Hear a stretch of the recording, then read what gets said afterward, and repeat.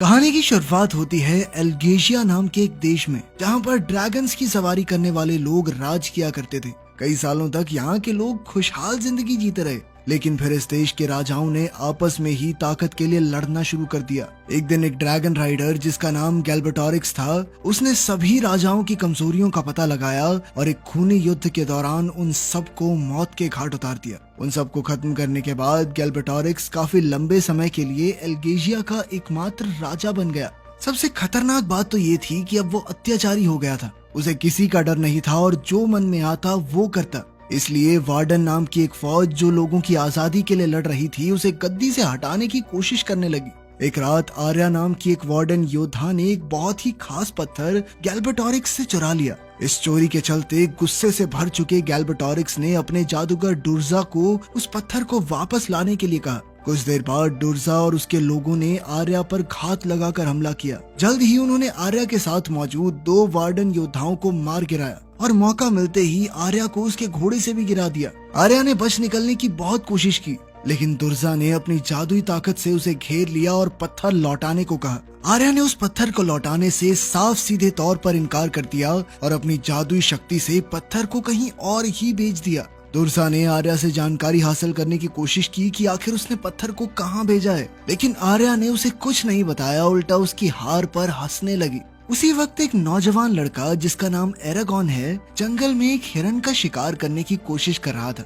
अचानक से वो पत्थर उसके सामने प्रकट हुआ। उस चमकदार पत्थर को देखते हुए एरागॉन ने सोचा कि उसे अपने पास ही रख लेना चाहिए। इसी दौरान एरागॉन उस पत्थर के बदले में थोड़ा गोश्त लेने कसाई के पास गया। कसाई उस पत्थर को देखकर चौंक गया। उसे महसूस हुआ कि ऐसा चमकदार पत्थर तो शायद राजा के पास था, जिसके बाद वो बहुत ज्यादा डर गया। उसने एरागॉन से कहा कि इस पत्थर को वहीं रखा जहाँ से ये मिला था और किसी से भी इस बारे में जिक्र मत करना, वरना पूरा गांव खतरे में पड़ जाएगा। फिर उसने एरागॉन को तुरंत ही अपनी दुकान से निकल जाने को कहा, क्योंकि वो किसी मुश्किल में नहीं पड़ना चाहता था। दुकान से बाहर आते हुए एरागॉन ने देखा कि राजा के सिपाही ब्रॉम नाम के एक आदमी को परेशान कर रहे थे। उन्होंने कहा कि उसने राजा के जंगल से मुर्गे चुराए हैं। सिपाहियों ने उससे मुर्गे छीनने की बात कही, जिस पर ब्रॉम ने एक बार के लिए तो सोचा कि वो उन पर पलटवार करे, लेकिन ऐन वक्त पर उसने अपना फैसला बदलते हुए मुर्गे देना ही सही समझा। एरागॉन जब अपने कमरे में लौटा तो उसने देखा कि वो पत्थर हिल रहा था और अंदर से एक नन्हा सा ड्रैगन निकल आया। अब उसे समझ आया कि ये कोई पत्थर नहीं, अंडा था, वो भी ड्रैगन का। जैसे ही एरागॉन ने उस छोटे से ड्रैगन को प्यार से छुआ, दूर कहीं ब्रॉम और गैल्बेटोरिक्स दोनों को ड्रैगन के जन्म का एहसास हुआ। दुर्जा अपनी जादूगरी से आर्या के दिमाग को पढ़कर ये पता लगा लेता है कि ड्रैगन एरागॉन के पास है। जब गैल्बेटोरिक्स को इस बात का पता चला तो उसने दुर्जा से कहा कि इस लड़के को ढूंढकर जल्दी से खत्म कर दो, इससे पहले कि उनकी खिलाफत करने वाले वार्डन ग्रुप को इसकी खबर मिले। अगली सुबह जब एरागॉन उठा तो नन्हा ड्रैगन उसके पास ही सोया हुआ था और एरागॉन की हथेली पर एक अजीब सा निशान दिख रहा था। जैसे जैसे दिन बीतने लगे, एरागॉन और ड्रैगन एक दूसरे के करीब आते रहे। एक दिन एरागॉन ने ये महसूस किया कि उन दोनों का ही एक दूसरे के अलावा कोई नहीं था। उन दोनों की ही माओ ने उन्हें छोड़ दिया था। अगले दिन वो अपने ड्रैगन को उड़ना सिखाने लगा। ड्रैगन भी जल्द ही उड़ना सीख गया और बादलों के ऊपर उड़ने लगा। उड़ते उड़ते ड्रैगन बहुत जल्द बड़ा हो गया और जब वो इतने बढ़े हुए साइज के साथ नीचे लैंड हुआ तो एरागॉन बेचारा डर गया। अब वो ड्रैगन बोल भी सकता था। उसने अपना नाम सफीरा बताया। साथ ही उसने बताया कि एरागॉन उसका चुना हुआ राइडर है, यानी कि सिर्फ वही उसकी सवारी कर सकता है। पता चलता है कि ड्रैगन एरागॉन के बिना कुछ कहे उसके मन की बातें सुन सकती थी। अब एरागॉन ड्रैगन्स के बारे में और जानने के लिए रात को चुपके से ब्रॉम के घर में घुस गया। उसे एक किताब मिली जिसमें ड्रैगन्स का इतिहास था। वो पढ़ ही रहा था कि तभी ब्रॉम ने वहाँ आकर उसे डरा दिया और जल्दी से वहाँ से निकल जाने को कहा। एरागॉन ने उसकी बात नहीं मानी और ड्रैगन्स के बारे में उससे सवाल पूछने लगा। ब्रॉम ने घबराकर उससे पूछा कि तुम्हारा कोई पीछा तो नहीं कर रहा। फिर उसने जल्दी से एरागॉन को वहाँ से चले जाने को कहा और चेतावनी दी कि जल्द ही उसके ऊपर मुसीबत आने वाली है। एरागॉन ने उसे झूठा और डरपोक बोलकर उस पर इल्जाम लगाया कि वो असल में कोई ड्रैगन राइडर नहीं है। उसने जरूर ये अफवाह फैलाई होगी ताकि लोग उसे थोड़ी तवज्जो दें। एरागॉन के जाते ही ब्रोम ने अपनी छुपी हुई लाल तलवार को देखा। ये इस बात का सबूत थी कि वो सच में एक ड्रैगन राइडर था। घर लौटते वक्त एरागॉन सुन लेता है कि कसाई ने दुर्जा के आदमियों को एरागॉन का नाम और उसके चाचा के फार्म का पता दे दिया। एरागॉन समझ गया कि उसके चाचा की जिंदगी खतरे में है, तो वो दौड़कर उन्हें बचाने के लिए भागा, पर सफीरा उसकी जान बचाने के लिए उसे लेकर उड़ गई। उसने कहा कि अब देर हो चुकी है और चाचा जी को वो नहीं बचा पाएंगे। एरागॉन उससे मिन्नतें करने लगा कि मुझे प्लीज नीचे उतार दो, शायद मैं अपने चाचा को बचा लूं। सफीरा ने पहले तो इनकार किया, पर जब एरागॉन ने सीधे तौर पर उसे नीचे उतारने को कहा तो सफीरा ने उसकी बात मानते हुए एरागॉन को भूसे के एक ढेर पर गिरा दिया। और जब उसने अंदर जाकर देखा तो उसके चाचा की पहले ही मौत हो चुकी थी। दुख और गुस्से से भरा हुआ वो सफीरा के पास गया और कहने लगा कि तेरी वजह से हुआ ये सब, तू मुझे लेके उड़ रही थी वरना मैं बचा लेता अपने चाचा को। उसने गुस्से में सफीरा को वहाँ से चले जाने को कहा। जल्द ही ब्रॉम भी वहाँ पहुँच गया जो एरागॉन को बचाने के लिए आया था,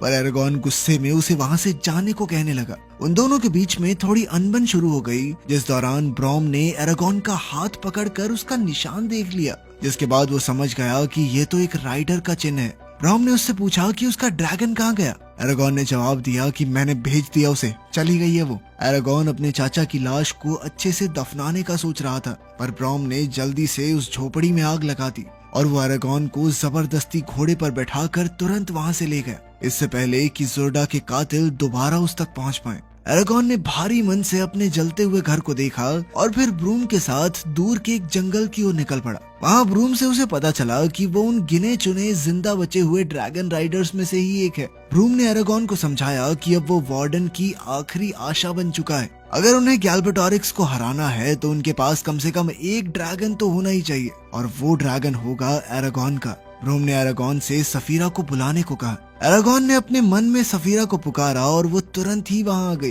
पहले तो सफीरा ब्रॉम पर शक कर रही थी, पर जब ब्रॉम ने उसे परख कर उसकी तारीफ की तो सफीरा ने उसका विश्वास कर लिया। एरागॉन अब भी सफीरा पर सवारी नहीं करना चाहता था। वो आज तक यही मानता था कि उनकी गलती की वजह से ही उसके चाचा की मौत हुई। ब्रॉम ने उसे समझाया कि सफीरा ने पूरी दुनिया में उसे चुना है। अगर एक ड्रैगन का चुना हुआ राइडर मर जाए तो ड्रैगन भी मर जाता है, इसीलिए गैल्बेटोरिक्स एरागॉन को मारना चाहता था। ब्रॉम ने अंदाजा लगाया कि अब डुर्जा उर्गल्स को भेजेगा ताकि वो एरागॉन को जल्द से जल्द खत्म कर सके। इसीलिए वो एरागॉन को वार्डन ग्रुप के गुप्त ठिकाने पर ले जा रहा था, जहाँ पर अच्छे से उसकी सुरक्षा की जा सके। सफीरा को दूर भेजने के बाद ब्रॉम और एरागॉन रास्ते पर आगे बढ़ गए। एक जगह एरागॉन ने देखा कि उर्गल्स लोगों को लूट रहे थे। एरागॉन चाहता था कि ब्रूम उनकी मदद करे, पर ब्रूम ने मना करते हुए कहा कि अभी एरागॉन इसके लिए तैयार नहीं है। लेकिन इस पर एरागॉन कहने लगा कि मुझे लड़ना बहुत अच्छे से आता है, जिसके बाद ब्रॉम ने उसे परखने के लिए लकड़ी के एक डंडे से लड़ने को कहा। एरागॉन बहुत ही आसानी से हार गया, जिसके बाद ब्रॉम ने उसे बताया कि तुम अभी बिल्कुल भी तैयार नहीं हो।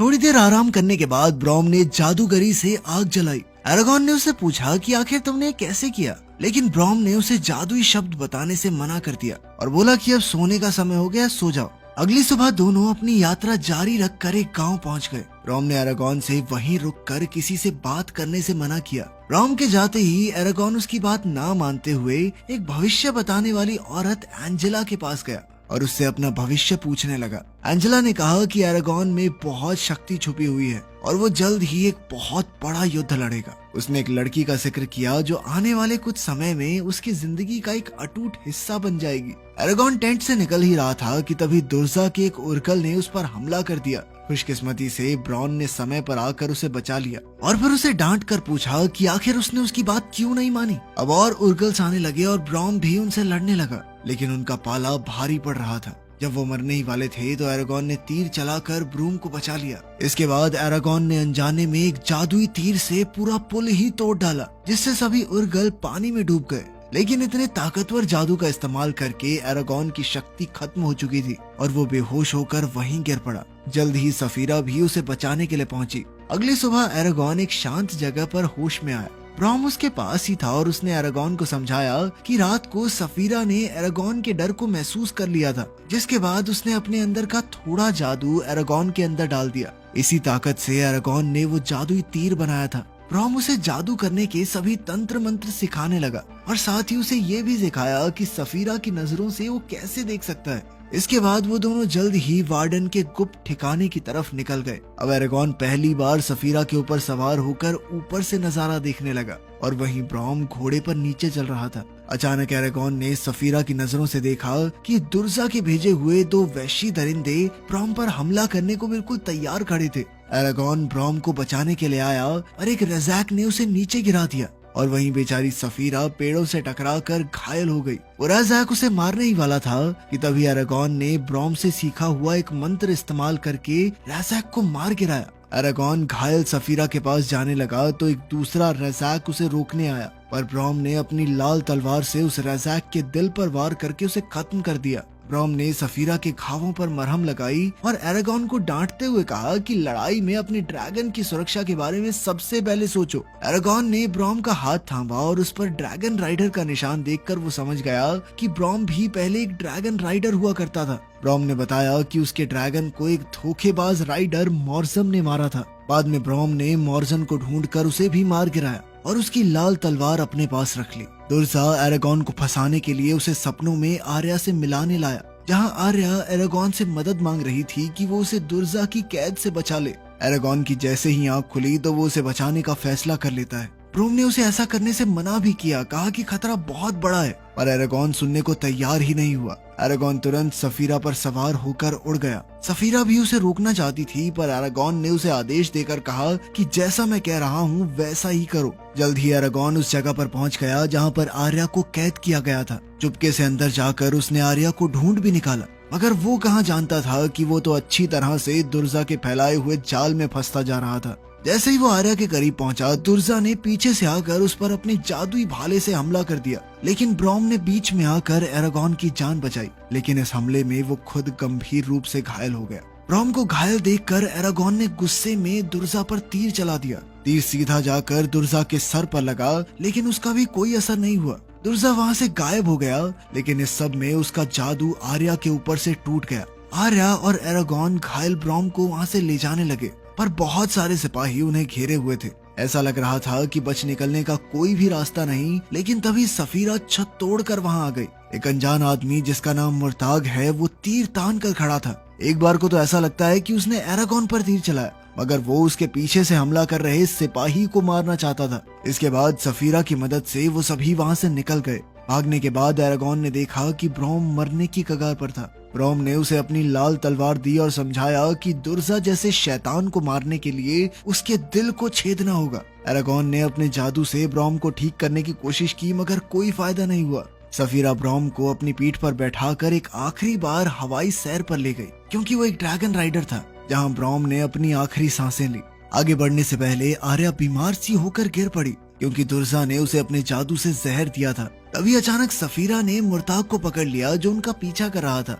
मुर्ताग ने एरागॉन को अपनी बचपन की कहानी सुनाई कि कैसे गैलबैटोरिक्स ने उसके पूरे परिवार को खत्म कर दिया और अब वो एरागॉन के साथ मिलकर लड़ना चाहता था। एरागॉन ने भी हाँ कर दिया और मुर्ताग उन्हें सबसे तेज रास्ते से वार्डन की उस खुफिया जगह पर ले गया। कुछ देर बाद वो एक झरने के पास थे, जहाँ एक उर्गल ने एरागॉन पर हमला कर दिया, लेकिन मुर्ताग ने ऐन वक्त पर आकर उसे मार गिराया। झरने के पानी से गुजरकर वो दोनों वार्डन के योद्धाओं से मिले, लेकिन कोई ये नहीं जानता था कि उर्गल्स उनका पीछा करते हुए वहाँ तक आ पहुँचे थे। इसी दौरान गैलबैटोरिक्स दुर्जा को डांट रहा था, क्योंकि वो एरागॉन को पकड़ नहीं पाया। पर तभी दुर्जा को पता चला कि उर्गल्स ने एरागॉन का पीछा करते हुए वार्डन्स की वो खुफिया जगह ढूंढ निकाली थी। गैलबैटोरिक्स ने तुरंत दुर्जा को सेना लेकर सबको मार गिराने को कहा।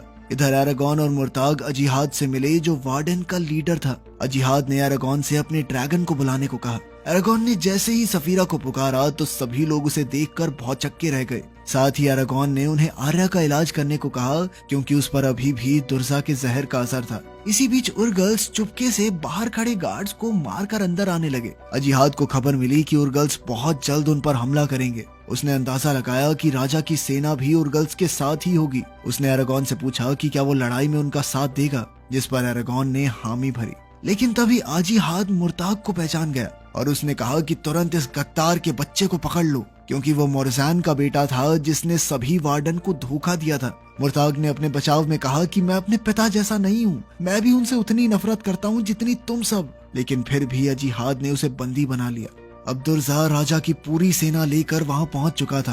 दुर्जा ने उनका हौसला बढ़ाकर उन्हें युद्ध के लिए तैयार किया। उधर सभी वार्डन भी लड़ाई के लिए पूरी तरह तैयार थे। अजिहाद ने एरागॉन को उसकी सुरक्षा के लिए आर्मर पहना दिया। आर्या, जो पूरी तरह तंदुरुस्त हो चुकी थी, एरागॉन के पास आई। उसने एरागॉन से कहा कि भगवान ने उसे इस काम के लिए चुना है, वरना आखिर इतने सालों बाद पैदा हुई वो ड्रैगन उसे ही क्यों चुनती। खैर जल्द ही उर्गल्स दरवाजा तोड़कर अंदर घुस आए। एरागॉन ऊपर एक चट्टान पर खड़ा होकर उसे देख रहा था। उसने तुरंत सफीरा पर सवार होकर उसे आग उगलने को कहा और एक ही पल में युद्ध का पासा उनकी तरफ पलट गया, क्योंकि न जाने कितने सारे उर्गल्स तो जलकर मारे गए। उधर मुर्ताग कैद में चिल्लाने लगा कि कोई मुझे बाहर निकालो, लेकिन तभी एक चलता हुआ उर्गल दरवाजा तोड़कर उसे मारने आया। लेकिन मुर्ताग बड़ी ही आसानी से उसे मारकर युद्ध में शामिल हो गया। तब राजा की सेना भी दुर्जा के साथ आकर उर्गल्स के साथ मिल गई, लेकिन एरागॉन ने फिर से सफीरा को आग उगलने को कहा, जिससे बहुत सारे सैनिक मारे गए। तभी अचानक हमने देखा कि मुर्ताग को राजा के सिपाहियों ने हर तरफ से घेर लिया था।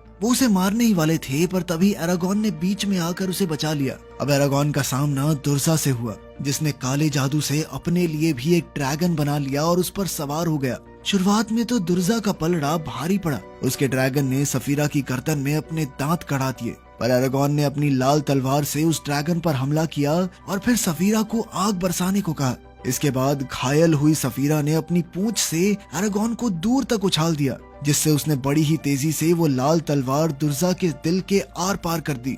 ये वार इतना खतरनाक था कि दुर्जा की मौके पर ही मौत हो गई। इसके बाद एरागॉन नीचे गिरने ही वाला था, पर सफीरा ने उसे भी हवा में पकड़कर बचा लिया। लेकिन उस बेचारी के घाव इतने गहरे थे कि वो ठीक से अब उड़ नहीं पा रही थी।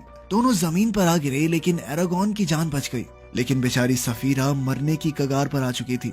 एरागॉन ने अपनी पूरी जान लगाकर अपनी जादुई शक्तियों से उसे बचाने की कोशिश की, लेकिन कुछ देर बाद वो बेहोश हो गया। जैसे ही उसकी आंख खुली तो उसने सफीरा के बारे में पूछा, जिस पर मुर्ताग ने कहा कि वो चली गई।